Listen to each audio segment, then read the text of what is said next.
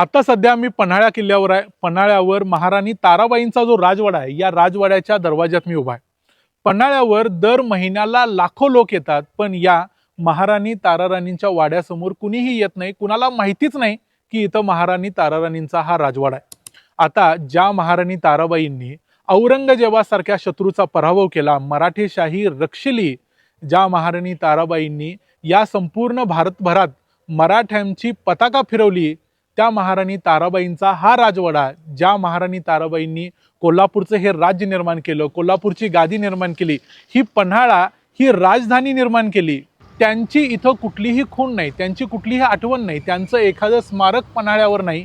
जे स्मारक आता इथं दिसतंय, या ठिकाणी देखील पन्हाळा विद्यामंदिर दिसतंय. त्यामुळे मला असं वाटतंय की कोल्हापुरातल्या सर्वपक्षीय नेत्यांनी, पन्हाळ्यावरच्या सर्वपक्षीय नेत्यांनी एक विचार करायला पाहिजे की महाराणी ताराराणींनी ज्यांनी ही राजधानी निर्माण केली, कोल्हापूरची गादी निर्माण केली, त्यांच्या नावानं एखादं स्मारक पन्हाळ्यावर व्हायला पाहिजे.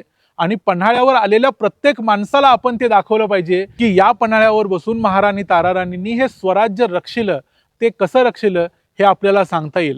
आज आपण ह्या सगळ्या गोष्टींचा आपल्याला विसर पडत चाललाय.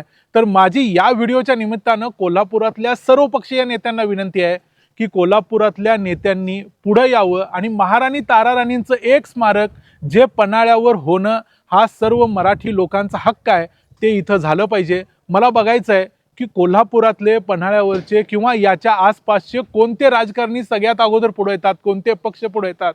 कारण हे स्मारक असणं ही आपली सगळ्यांची जबाबदारी आहे. त्यामुळं यासाठी हा व्हिडिओ जास्तीत जास्त शेअर करा आणि आपल्या भागातल्या आपल्या नेत्यांच्या पर्यंत पोहोचवा, जेणेकरून त्यांना जाग येईल आणि त्यांना समजेल की पन्हाळ्यावरती महाराणी ताराराणींचं एखादं स्मारक झालंच पाहिजे.